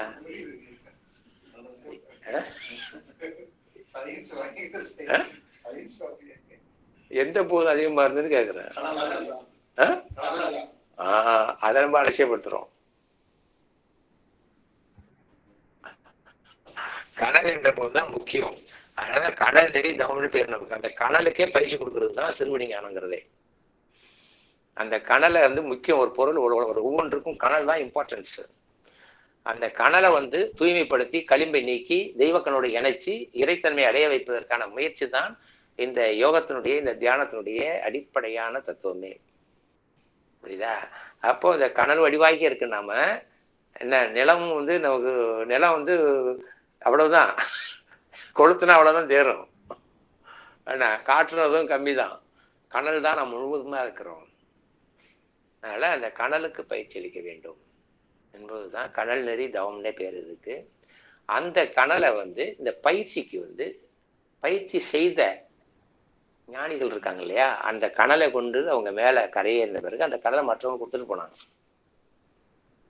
கொடுத்துட்டு அந்த கனலோட தான் இருக்காங்க அவங்க. புரியுதா?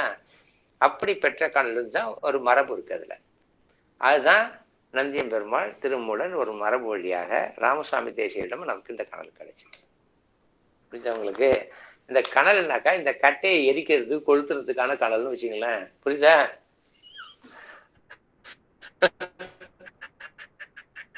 கனல் அங்கிருந்து பெறப்பட்ட கனல் இதுதான் குருமுகமாக பெறுவது. மெய் விளக்கங்கள்லாம் உள்ளுணர்வுல இருந்து அவர் பாடத்துவார். உள்ளுணர்வு வடிவாக இருந்து இறைவன் நமக்கு பாடம் நடத்தினா ஞானம். இப்ப நான் பாடம் நடத்துறதெல்லாம் உள்ளுணர்வுல இருந்து வருகின்ற பாடம். இது உங்களை கொளுத்தாது. புரியுதா? கொளுத்துறதுக்கு என்ன வேணும்? நேரடியா ஒரு பொருள் தரணும் உங்களுக்கு. கரெக்டா? கொளுத்தி வைக்கப்பட வேண்டும் இல்லையா? அந்த தீபத்தை ஏற்றி வைக்கணும். அந்த பொருளை ஏற்றி வைப்பதுதான் தீட்சைன்னு பேரு. புரியுதா? அந்த தீட்சையை நந்தி இவருக்கு எப்படி கனலை கொடுத்தாருங்கிறத எழுதியிருக்காரு. யாரு? திருமூலர். திருமூலர் தான் உயர்ந்த ஞானி. அவர் அழகா எழுதியிருக்காரு. என் கண்ணுதல் நந்தி களிம்பருத்தான் அருள் கண் விழிப்பு. அது பாட்டுக்கு நான் விளக்கி சொல்றேன் தீட்சை அன்னைக்கு. அந்த பாடல்ல நந்தி என்ன பண்ணி எனக்குள்ள அந்த கனலை பதிச்சாரு அப்படிங்கிறத விவரமா இருக்காரு. அவர்கிட்ட நான் பெற்ற அந்த கனல் தான் அவருடைய மாணவர் வழியா நமக்கு கிடைச்சிருக்கிறது. அதை உங்களிடம் பதிக்க பிறகு உங்கள்கிட்ட இருந்து அது அகலாது. ஏன்னா அது களிம்பு கிடையாது இல்லையா? அதில் பிறவி தோறும் தொடரும். இந்த கனல் முன்னாடி ஜீவக்கணல் இருக்கு இல்லையா, அதோட போய் இணைஞ்சிட்டு பிறவி தோறும் உங்களை நல்ல பிறப்பை தான் பிறக்க வைக்கும். அது சும்மா இருக்காது. இப்ப நீங்க இந்த உடலை இறந்தாலும் திரும்பவும் இந்த ஜீவனை தூய்மைப்படுத்தி எப்படியாச்சும் உனக்கு கரையாற்ற தான் முயற்சி பண்ணிட்டு இருக்கோம். சீக்கிரம் மரணிக்க விடாது. இப்போ உங்களுக்கு சீக்கிரம் மரணிக்க விடாது. தீட்சை பெற்றவர்களுக்கு சீக்கிரம் மரணம் வராது. வலிந்து தான் மரணிப்பான். வலிந்து முரண்பட்டு தான் மரணிப்பானே தவிர அவனை மரணிக்க விடாது. அதை பிறப்பால அது அருந்து போகாது. அடுத்த பிறலும் தொடரும். புரியுதா? அதனால அப்படிப்பட்ட ஒரு உயர்ந்த பொருளாக இருப்பதால் தான் அதுக்கு இத்தனை விதிமுறைகளை வகுத்து வச்சாங்க. அவங்கெல்லாம் அவங்க பெற்றது. அது அவங்க கொடுத்து அனுப்பிச்சது. இறைவனை கொடுத்து அனுப்பிச்சு மரபு வழியில கொடுக்கப்பட்டு வந்து கொண்டிருக்கிறது. அது தெய்வக்கணல் நம்மகிட்ட இருந்ததுன்னாக்கா அந்த ஜீவக்கணல் என்ன செய்யணும்? நம்ம அதோட இணைச்சிட்டோம்னாக்கா கொஞ்சம் கொஞ்சமா தெய்வத்தன்மை அடைஞ்சிடும் இல்லையா? தெய்வத்தன்மை அடைஞ்சுன்னா தேகக்கணல் பற்றாது. ஏன் பற்றாது?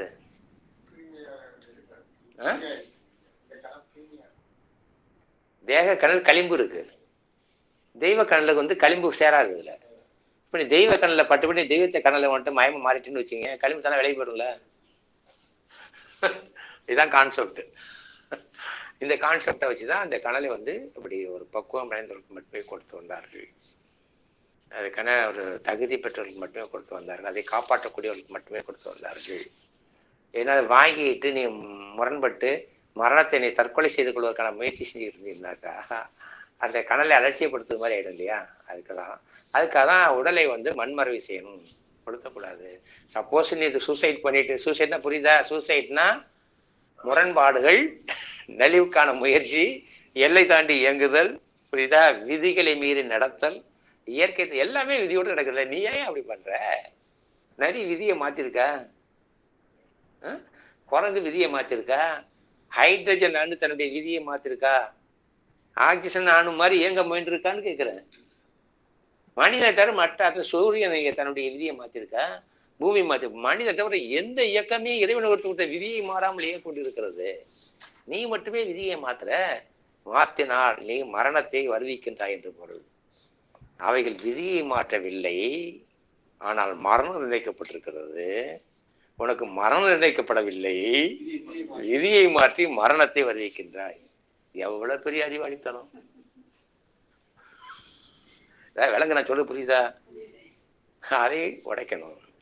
அது இந்த கணல் அதனால இந்த கணல்ங்கிறது உடல்ல பற்ற பிறகு அந்த உடலை வந்து நம்ம மண்மறைவு தான் செய்ய வேண்டுமே தவிர அதை வந்து சிதைக்க கூடாது என்பதற்காக தான் சமாதி வைப்பதற்காக நம்ம வந்து முன்னோர் பெரியவர்கள் வீட்டுக்கு சொல்லி அதுக்கான ஏற்பாடுகளுக்கு நம்ம ஒரு அனுமதியை பெற்று வைத்திருக்க வேண்டும். அதுக்கு பிறகு நமக்கு நடக்கிற வேற விஷயம். சரி, கொளுத்துனா என்ன ஆகும்?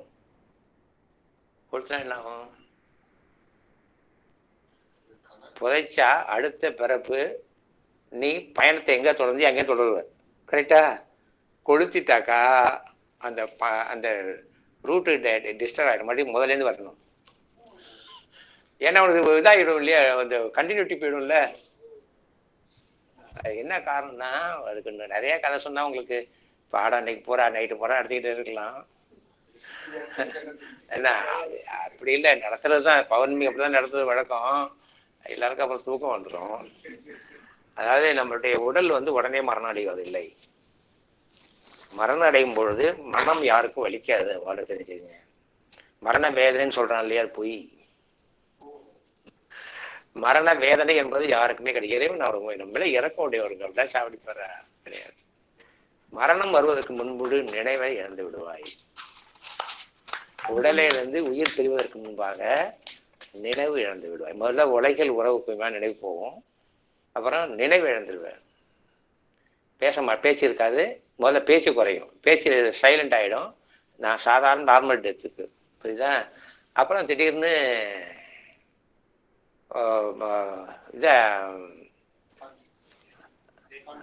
இல்லை நினைவு இழந்துடுவேன். நினைவு இழந்த பிறகுதான் உன்னை மரங்கன்னு பிரிப்பார். இது உண்மையா பொய்யா? நீங்க சொல்றது ரீலா இருக்கக்கூடாது, ரீலா இருக்கலாம் இல்லையா அப்படின்னு கேட்கலாம்ல. இப்படி நீ கேட்பேன்னு தெரியும். உங்களுக்கு செத்த பார்த்தாதானையா தெரியும். நீ விட்டலாம் நான் நம்பிதான் அவனு, வேற வழி கிடையாது. நாங்க செத்து பார்த்த பிறகு திரும்பி வந்து சொல்ல போறது இல்லை, நீ சொன்னது பொய்ன்னு வந்து சொல்ல போறது இல்லை. அதுக்காக விடுறீங்களே யார் ரீலு அப்படின்னு கேட்கற மாதிரி இருக்கா? நீ இப்படி கேட்பேன்னு தெரியும் அவருக்கு. அதுக்குதான் என்ன பண்ணா நைட்டு சாவடிக்கிறாரு. ஒண்ணு தூக்கம் வந்துதா, தூங்குனியா? அப்போ வந்து டெட் பாடிக்கும் ஓம் பாடிக்கும் என்ன வித்தியாசம்? டெட் பாடிக்கும் ஓம் பாடிக்கும் என்ன வித்தியாசம்? அதுல உயிர் இருக்கு, அதுல அது தொட்டா சூடு இருக்கு, இல்ல சூடு இல்லை. செருப்பால அடிச்சா ரெண்டும் ஒன்னாதான் இருக்கும். ரெண்டும் ரோசம் வருமான்ற. அப்போ டெட் பாடி மாதிரிதான் அது பாடி போட்டுறேன். அதை விட்டு பாடி விட்டு நீ விலகி வந்துட்டேன்னு தெரியுது. கரெக்டா? அப்படித்தானே? பாடி விட்டு விலகி வந்துச்சா இல்லையா? சரி, இது தெரியுது இல்லையா? அப்புறம் காலையில விழிச்சு எழுந்திருக்கிறேன், அதானே? இப்போ வந்து ஒரு நித்திய மரணம். இது நித்திய மரணம், இறைவன் நிகழ்த்துற மரணம். இது அவர் தான் மரணிக்கிறார். ஏன்னாக்கா உடம்பை ரிப்பேர் பண்ணுறதுக்காக, வேற ஒன்றும் கிடையாது. சாகடிச்சு ரிப்பேர் பண்ணி புதுசா மறுபடியும் உடல்ல எழுப்பி விடுறாரு. உடல் ரெடி பண்ணி அதை மிஷின் ஏற்றி உட்காந்து ஓட்டிட்டு இருக்காருன்னு வச்சுங்களேன். இங்க என்ன நம்ம புரிஞ்சுக்கணும்னாக்கா, இந்த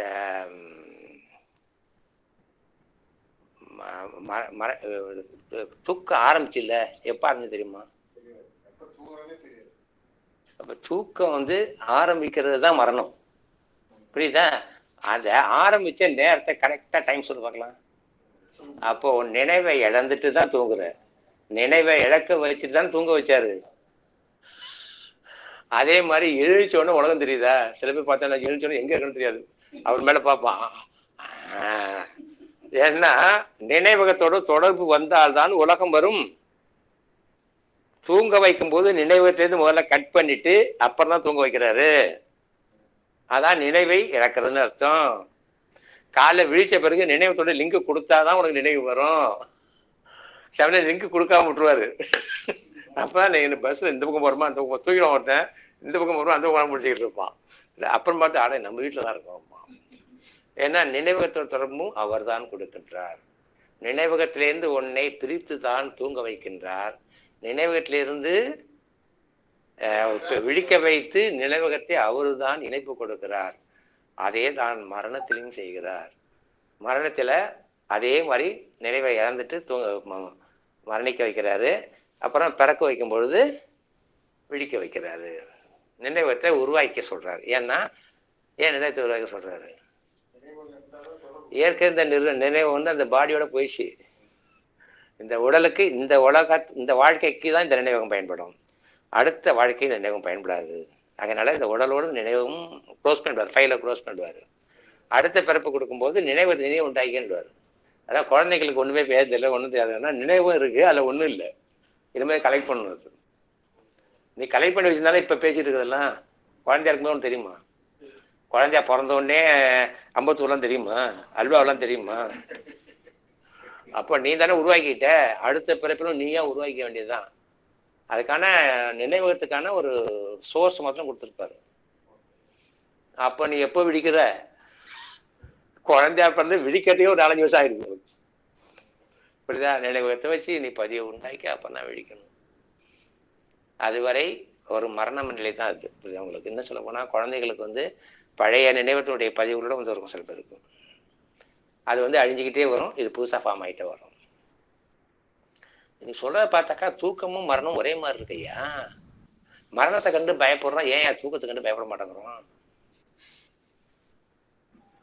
மரணத்தை கண்டு பயப்படுறோம், மரணமும் தூக்கம் ஒரே மாதிரி தான் இருக்கு. மரணத்துக்கும் தூக்கத்துக்கும் ஒன்று ஒரே மாதிரி இருக்கும்போது மரணத்தை கண்டு பயப்படுறோம், ஏன் தூக்கத்தை கண்டு பயப்பட மாட்டேங்கிறோம்? தூக்கத்தில் இறந்து திரும்பி பிறக்கும் பொழுது அதே உடலுக்கு வந்துடுற,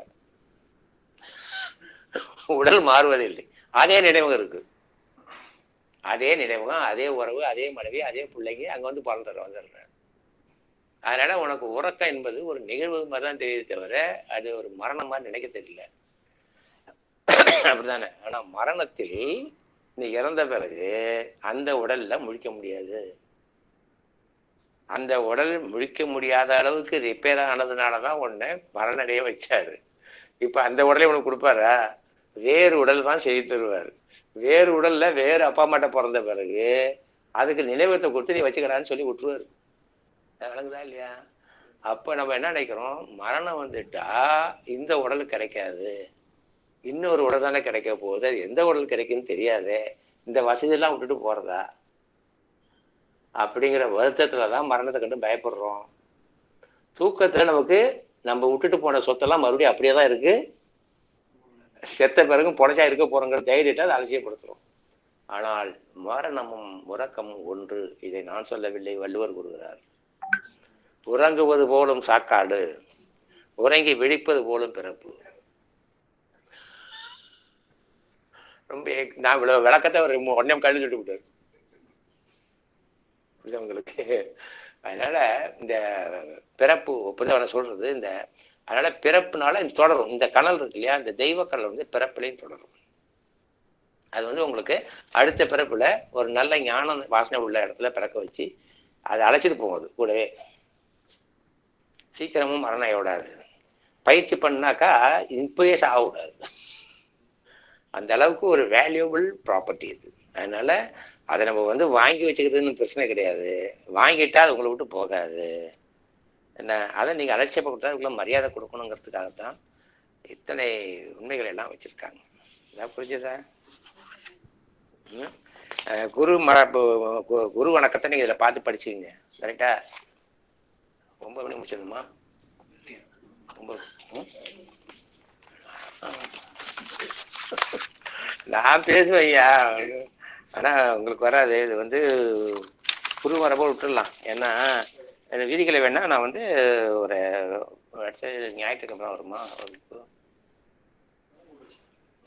பொதுவாக நான் வந்து அவுட்லைனாக உங்களுடைய இம்பார்ட்டன்ஸ் சொல்லிட்டு வந்துருக்கிறேன்.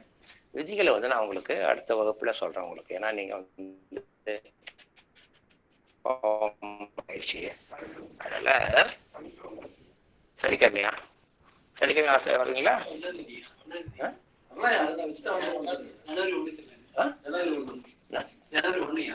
ஜனவரி 1 சனிக்கிழமையா?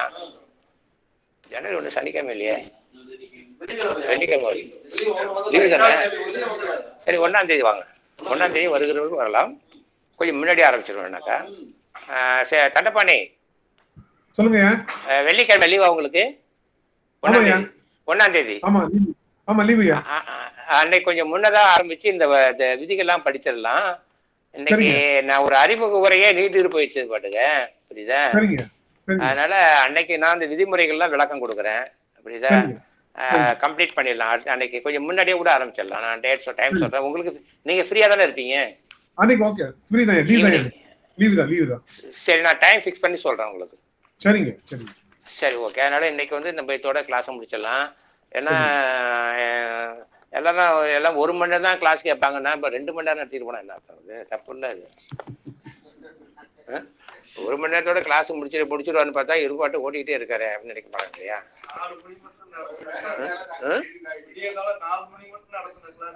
அது வேற எங்க. இப்பதான் மீடியா வந்துருச்சு. எங்க வீட்டுக்கே வந்து பாடம் நடத்தும் போது எனக்கு அது வீட்டுல 1000 பிரச்சனை இருக்குங்க. இப்ப பாடம் கட்டிட்டே இருப்பாங்க, உள்ள இருந்து சமையல் அடை சுடுவாங்க, வாசம் வந்து மொக்க தொலைக்கும். இப்ப பாடத்தை படிக்கிறதா அதுக்கு பண்றதா? அதை போய் ஸ்டாப் பண்ணணும். ஏங்க அதுக்கு நீங்க பௌர்ணமிக்கு நீங்க இதுக்குன்னு வந்துட்டீங்க, நைட்டு தங்கணும்னு முடிவு பண்ணிட்டு வந்துட்டீங்க. அது ஒரு காலம், புரியுதா உங்களுக்கு? இப்போ வந்து நீங்க உங்க வீட்டை தேடி ஞானம் வந்துருச்சு இல்லையா? எல்லாமே வந்து சொந்தக்காரங்க வந்தவங்க ஸ்நேகிதர்கள் நடுவுல வந்து போன் அடிக்கும், கூகுள்ல கேட்டுட்டே இருப்போம், போன் அடிக்கும். தேவையாது. அதோட இதை ஐயாவை கட் பண்ணிட்டோம்னா நம்ம வேலையை பார்க்கலாம்ல. ஐயா பிரதானமா வச்சா மத்தெல்லாம் கட் பண்ணிடுவோம். அதான் சொல்றேன். அது நீ சில வீட்டுல கண்டிஷன் போட்டுருவாங்க. இதை பாருப்பா, ஐயா வந்து மீட்டிங் முடியறதுல யாரும் டிஸ்டர்ப் பண்ணக்கூடாது, உள்ள மீட்டிங் இருக்காங்க, அந்த மாதிரி உங்களால் கண்டிஷன் பண்ண முடிஞ்சதுன்னா நல்லது. இந்த வீடியோ இந்த மீடியா கூகுள் மீடியா நீங்கள் பயன்படுத்திக்கலாம், தப்பு ஒன்றும் கிடையாது. இப்போ வந்து நான் வந்து உங்களை பயந்துட்டு பேச வேண்டியா இருக்குது. 8 மணிக்கு மேலே அவங்க என்னென்ன டிமாண்ட் வச்சுருக்காங்களோன்ட்டு. நான் வந்து மீட்டிங் அட்டன் பண்ணிட்டேன்னா எப்போ முடிப்பேன்னு தெரியாது. அது வரல யாரும் ஃபோனுக்குன்னு எது வந்தாலும் எனக்கு அட்டன் பண்ணக்கூடாது. நீங்களே சொல்லிவிடுங்க, நான் ரூமில் இருப்பேன், அப்பா ஃபோனில் இருக்காங்க, மீட்டிங் இருக்காங்கன்னு சொல்லிவிடுங்க. அப்படின்னு உங்களுக்கு என்னைக்கு ஒரு நாளைக்கு தைரியம் வருதோ, என்ன அப்படி உங்களால சொல்லக்கூடிய அளவுக்கு என்னைக்கு தைரியம் வருதோ,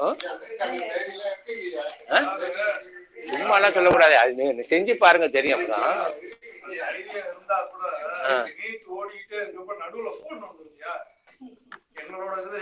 அது நீங்க தான் அதெல்லாம் சரி பண்ணிக்கணும். என்ன அது மாதிரி அதெல்லாம் பண்ணிட்டு நீங்க பண்ணீங்கன்னாக்கா நான் வந்து எப்போ வேணாலும் எவ்வளவு நேரம் வேணாலும் பேச தயாரா இருக்கேன். அப்படியா? என்னை பத்தி ஒன்றும் கிடையாது. நீங்க உங்களே தயார்படுத்திக் கொள்ளுங்கள். நீங்கள் இப்போ வந்து சிறைப்பட்டு இருக்கிறீங்க, அதை மறந்துடுறீங்க, புரியுதா? நீங்க சிறைக்குள் இருக்கிறோம் என்பதை மறந்து விடுகிறீர்கள். இதான் நேற்று எனக்கு பேசணும் இல்லையா சுதந்திரத்தை பத்தி. அன்னைக்கு வந்து திடீர்னு அரசியல் எடுத்து விட்டாங்க அன்னைக்கு கிளாஸ்ல. என்ன கிளாஸ்? திங்கக்கிழமையா? இது ஞாயிற்றுக்கிழமை. அது மாதிரி இன்னும் விடுதலை அடையாம இருக்கிறீங்க, நான் என்ன பண்ண முடியும்? ஆனா இந்த ஞானத்துக்குள்ள வந்துட்டீங்கன்னா நீங்க விடுதலை அடைஞ்சிருவீங்க. ஆனா சிறைக்குள்ள இருப்பீங்க, சுதந்திரமா இருப்பீங்க. பிரச்சனைக்குள்ள இருப்பீங்க, பிரச்சனை இல்லாம இருப்பீங்க. துன்பங்களுக்குள்ள இருப்பீங்க, துன்பம் இல்லாம இருப்பீங்க. அந்த வித்தை தான் இது, புரியுதா உங்களுக்கு? அமைதி இல்லாம உலகம் உங்க சுத்தி இருக்கும், ஆனா நீங்க மட்டும் அமைதியா இருப்பீங்க. ஆனா வெளில தெரியாது. இந்த வித்தை தான், இதெல்லாம் கொடுக்குற வித்தை தான் இது. அதுக்காக நான் பஞ்சகோச பயன் சொல்றது. பஞ்சகோச பயன் உங்களுக்குள்ள இருக்கிற விஷயம், அது வெளில தெரியாது, நீங்க தான் அனுபவிப்பீங்க. கரெக்டாக மற்றவங்களுக்கு கொடுக்கவும் முடியாது. அதனால அந்த மாதிரி ஒரு பக்குவம்லாம் அதில் வரும். அதனால் நீங்கள் வந்து நம்ம தீட்சா இப்போ வந்து குரு வணக்கத்தை நீங்களே படிச்சு தெரிஞ்சுக்கிங்க. அடுத்து வந்து தீட்சா விதிமுறை, அப்புறம் வந்து தீட்சை வாங்கினவங்க நம்ம எப்படி நடந்துக்கணுங்கிற ஒரு 2 விஷயம் இருக்கு. அது 2ஐயும் நான் சனிக்கிழமை உங்களுக்கு, சனிக்கிழமை தான், வெள்ளிக்கிழமை நான் அந்த பாடமாக நடத்துகிறேன். அன்னைக்கு வந்து எல்லாரும் முடிஞ்சவங்க லோக்கலில் இருக்கிறவங்க இங்கே நேராக வாங்க, முடியாதவங்க நீங்கள் வீட்டில் இருந்து இதில் மீடியாவிலே கேட்டுங்க. வர முடிஞ்சவங்க வாங்க, கொஞ்சம் முன்னாடியே வந்துடுங்க. கொஞ்சம் அதாவது போட்டுருவோம், நம்ம போட்டுருவோம். சரி பண்ணிடுவோம். நான் சொல்கிறேன், பாலிட்ட கன்சல்ட் சொல்கிறேன். இல்லை பால் அவைலபிள் ஆகணும்ல.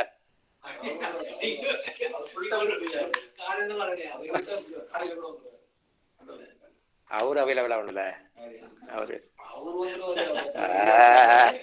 அவர் எப்ப வேணாலும் ரெடியா இருக்காருல்ல. சரி ஓகே, சரி ஓகே, முடிச்சிடலாம்.